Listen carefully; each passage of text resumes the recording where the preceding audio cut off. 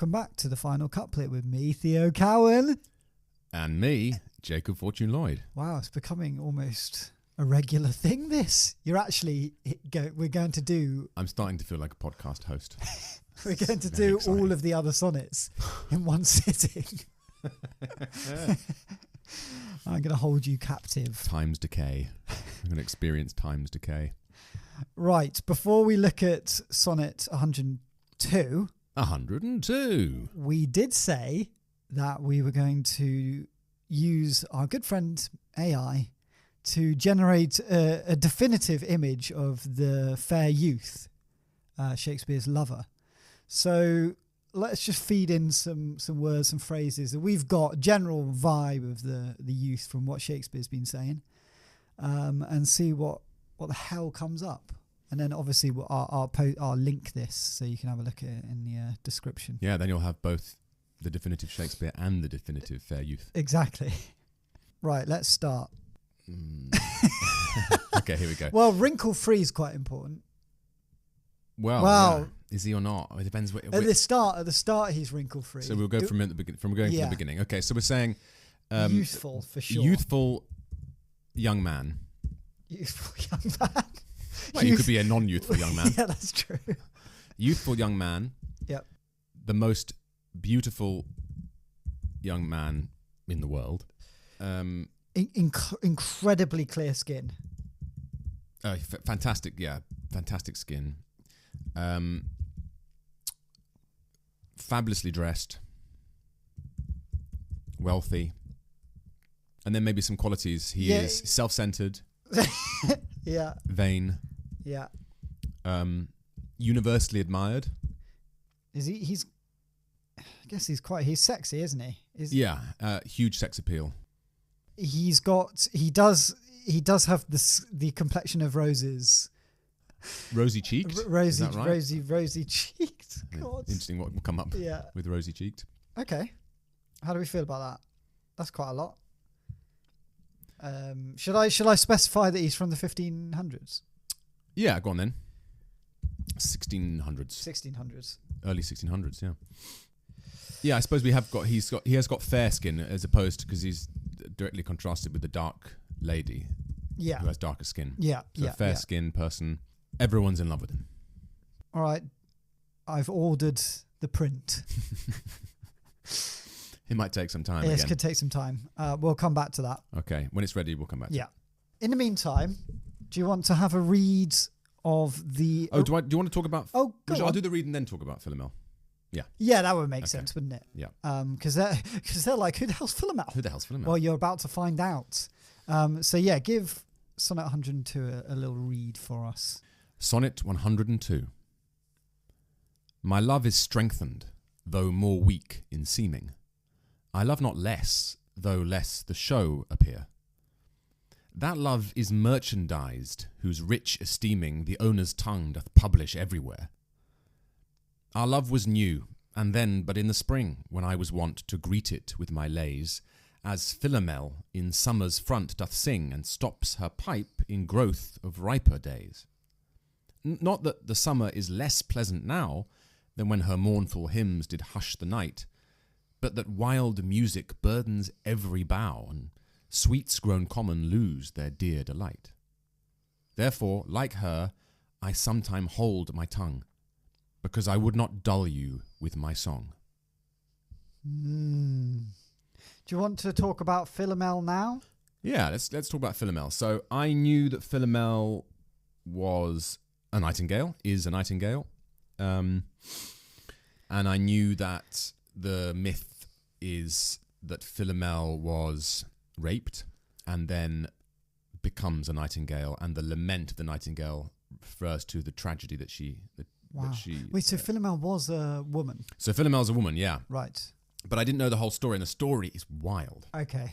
And also, like you'll hear the story and think, oh, that reminds me of this other story, and this reminds me of this Shakespeare play, and it's clearly a very influential story, part of mythology that many people have used in many different ways. Interesting. And so Philomel is daughter of a king of Athens, and she's raped by her sister, whose name's Procne, her sister's husband, who's called Tereus, who is the king of Thrace.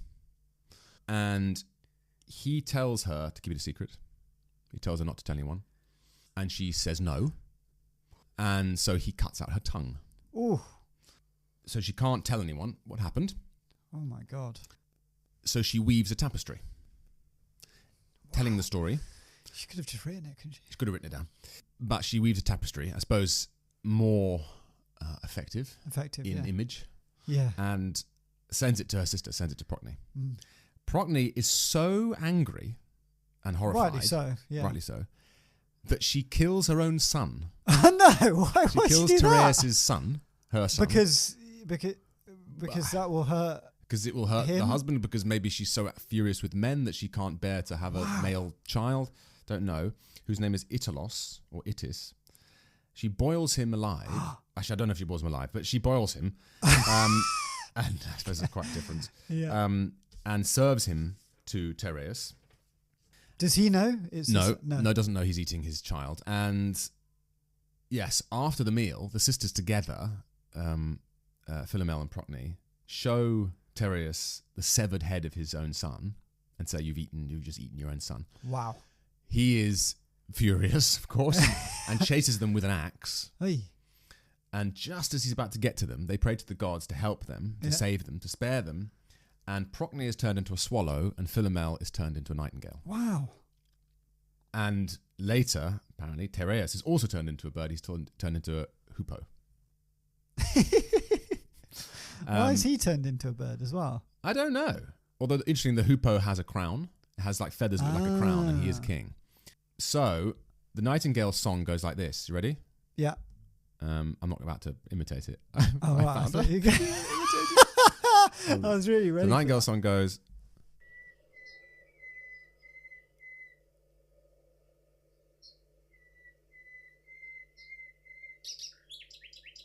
So that's the long notes. Yeah. Quite interesting. Yeah. Do you want to do your own version?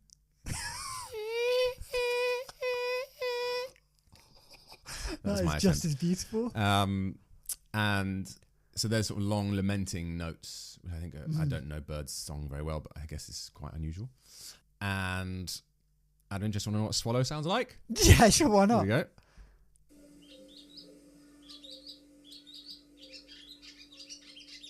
Quite frantic. Frantic and chatty. Yeah, chatty. And the hoopoe. Yeah. Oh! That's a good one. Yeah, I like that. Wow. So yeah, it's an extraordinary story, and we don't really get into the sort of sad lament of the nightingale. I mean, interestingly, female nightingales apparently don't sing, and males do. Interesting. Which I suppose reflects the fact that Philomel can't sing, right? Can't speak. That's good. But then in this case, Shakespeare uses Philomel as nightingale, which doesn't quite make sense. Okay, Shakespeare. Biologically. Back to the drawing board, I think. But yeah, that is the story behind Philomel, which is that is a crazy story. The gods I don't really see how the gods have helped them there. Like they're running and then they just get turned into birds. Yeah. To get away. Yeah. Then why did they turn him into a bird as well? Just for a laugh. They could have just turned him into a bird. Yeah. And not them. That would have been easier. Yeah. I mean, gods are always turning people into animals and trees, and there's that other story of someone getting away from a god who's trying to take them against their will, and they become a tree. I can't remember who that is. So it could be worse. To become a tree would be worse than a bird, wouldn't it? Well, I suppose it's reincarnation. Yeah. And then if they don't change them back. Don't think so. Hell of a life. Wow. I mean, they have killed an innocent child. And that's true, yeah. They're not. Yeah, that is very true. true. So I sort of forgot about that part of the story. I was sort of like, no, they are not innocent, actually. No. Obviously, horrible all round. The poor kid. The kid's the real, he's suffered. No one talks about Italos, no. No. Great. Well, that's really good to have that context. What's your general thoughts on 102 after reading it? Well, it's quite different, isn't it? I think it's my favourite of the four. Yeah. And it's quite different. The first one is, Muse, you've got work to do. Wake up. Second one is, you haven't got back to me.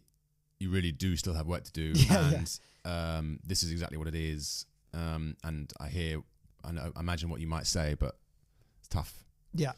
And remember, that you depend on this. This one is very different. It's not really about the muse. No, the muse isn't really. It's more like, actually, it's like he hasn't got any answer again. Yeah. And he's like, well, actually, you know what? My muse is fine. Or maybe the muse has gotten back. Or maybe the muse is the muse getting back. But he's saying it's not about the muse, it's just that I'm holding back. And actually, it feels like quite a mature poem about love and relationships and the kind of phases it goes through and how one needs to work at things and he's bringing in the summer and spring. He's bringing in the seasons, which he loves to talk about. Hates winter. He hates winter so much. I mean, winter must have been pretty brutal. Winter would have been brutal, to be fair to him. Without central heating. Yes, it's different now. But, I mean, I don't love winter at the best of times, but Shakespeare, it is the worst. Yeah, we're very spoiled, aren't we? We talk about being depressed by seasons. Yeah. We all get that. Seasonal depression. January's just really hard. Sad. Yeah, after the new year. Yeah. Yeah, it would have been really bleak. But then, my God. Yeah, but spring, I mean, he loves spring and summer, but it's also, spring is youth and the start. Summer in a sense is harder because, you're one step closer to decay, things decaying again, but also, hasn't got the excitement of spring. Yeah, spring is, new, the crops and the flowers and everything come into life. Right, let's break this down line by line, work out what the hell he's talking about. So we start with, my love is strengthened, though more weak in seeming. I love not less, though less the show appear. Yeah. That was quite a straightforward opening. Yeah. It may seem that my love has gotten weaker, but actually it's stronger. And it may look like it only seems like I love less because I'm not making a song and dance about it as much as I was. But actually it's deeper. This is about deepening love rather than showy love. Yeah. And then what do we have? I like this one. That love is merchandised, whose rich esteeming the owner's tongue doth publish everywhere. Yeah, that's really nice, isn't it? Yeah. I mean, it's sort of love becoming a product, right? Yeah, love becomes a product for sale. And is this someone like, the owner's tongue doth publish everywhere? Well, someone's they're flogging it. Yeah, hawking it around, telling everyone how much they love. It's both kind of an image of, I suppose, of selling love poetry, and also someone who's just running their mouth about how incredible. And they're boasting about it. So it's it is a bit. I think is people are constantly talking about how amazing something is. You're like, is it though? Yeah, would you need to talk? Yeah, about when your friend so gets much? a new girlfriend. Well, I suppose the first flush is understandable. Yeah. But if you're continuing to, and something's a bit odd. Have I mentioned how incredible my partner is? Yeah, amazing. It's like how fit they are. And it's about devaluing, isn't it? By speaking about something too much or writing about something too much. Yeah, exactly. It's a nice little couplet that. Our love was new, and then, but in the spring, when I was wont to greet it with my lays. Yeah, our love was new. It was new once, and it was in the springtime. Yeah, springtime for Shakespeare. And Philomel. And when I was when I would celebrate it with my songs, my poems. Yeah. And then Philomel comes in. Just as Philomel, the nightingale, at the front, the beginning of start of summer, sings, but then. And he's introducing this now, stops her singing her pipe in the growth of riper days, which I guess means later in the season. Yeah, I deeper suppose. into summer.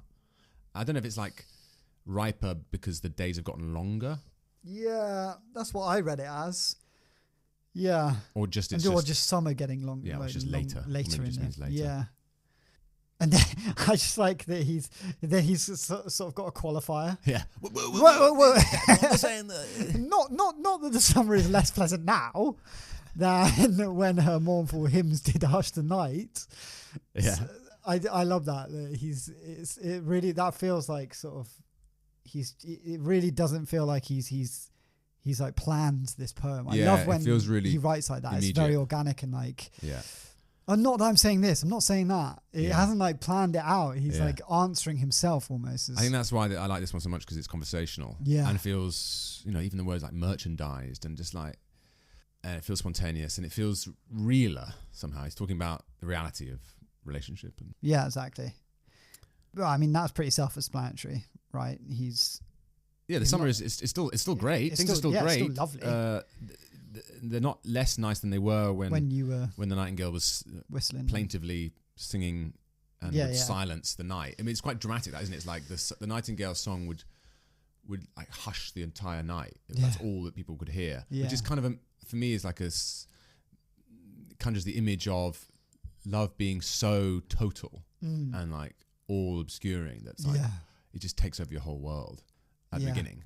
Yeah, and then eventually, inevitably, it stops being totally all-consuming. No, that's interesting. Yeah, and then other things come in, other noises, either like just the rest of life kind of returns, or like problems, right? Because in a relationship, everything is hunky dory. And you think, oh, this is the solution to all my life, all my problems, but inevitably they start cropping up in the relationship. You have to deal with them. So I like that. It's just a very like efficient way of describing that process. Yeah, it's a really nice way of describing it for sure.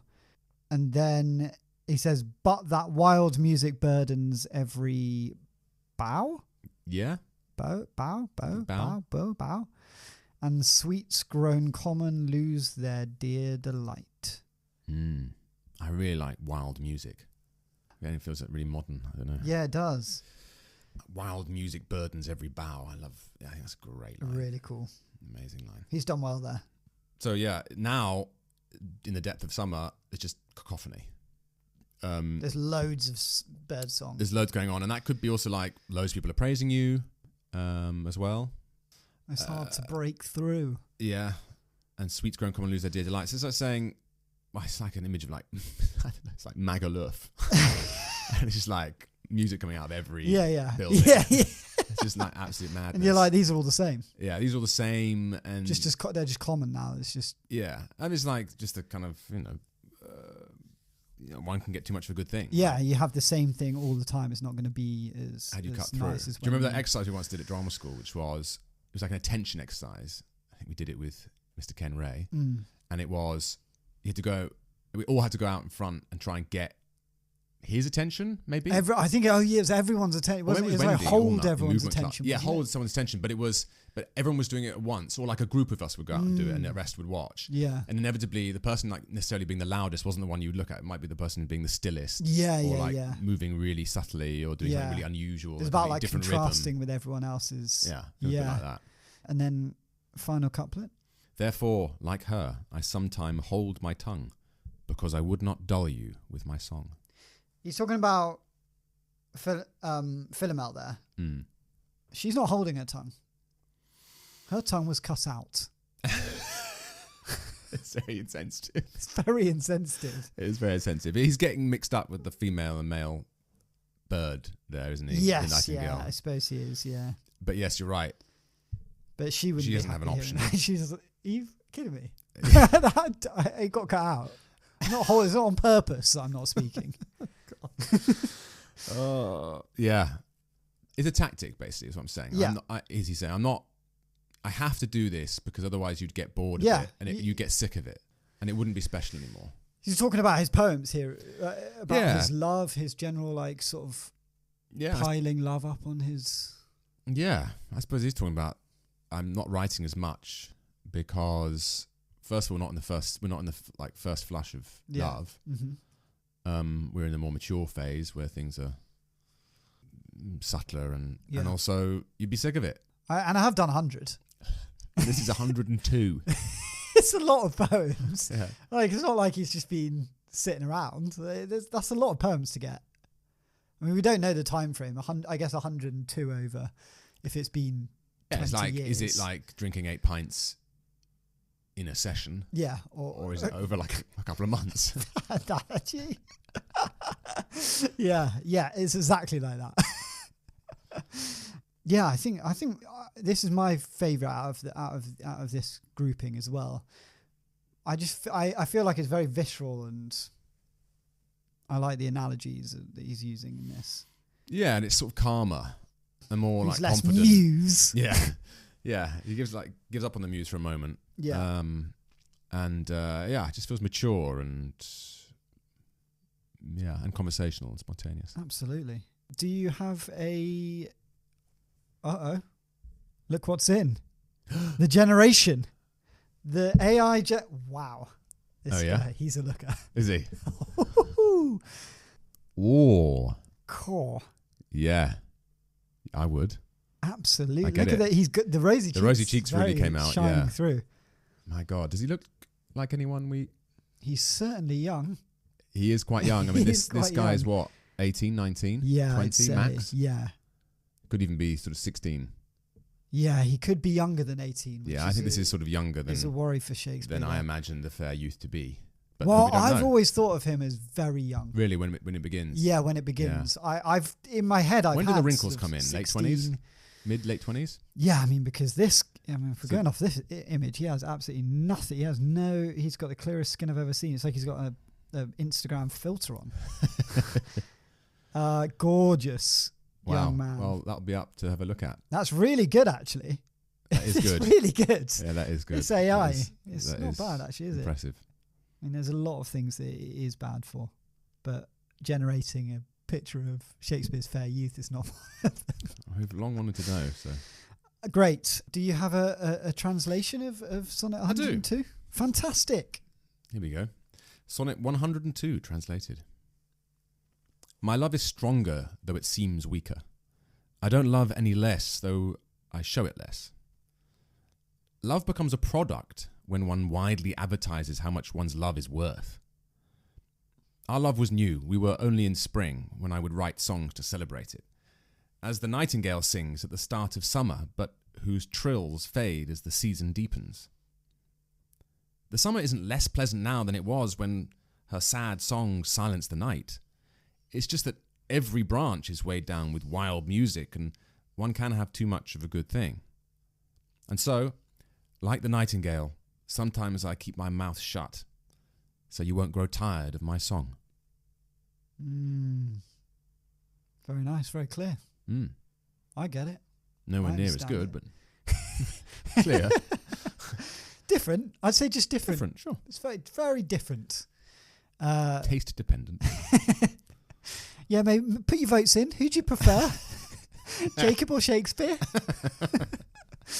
Great, thanks for that. Well, I think that wraps up Sonnet 102. Yeah. Done and dusted, the definitive translation. Done and done. You don't need to look anywhere else. It's right here. We'll see you next week for the final installation of the quartet. Of the quartet, the final fourth. It's been an absolute thrill doing them with someone else. Usually I just sit staring into the ether. Begging the muse. Desperately begging the muse to take pity on you. Please, muse. I've done 100. Please. I can't take any more. We'll see you next week. See you then. Bye.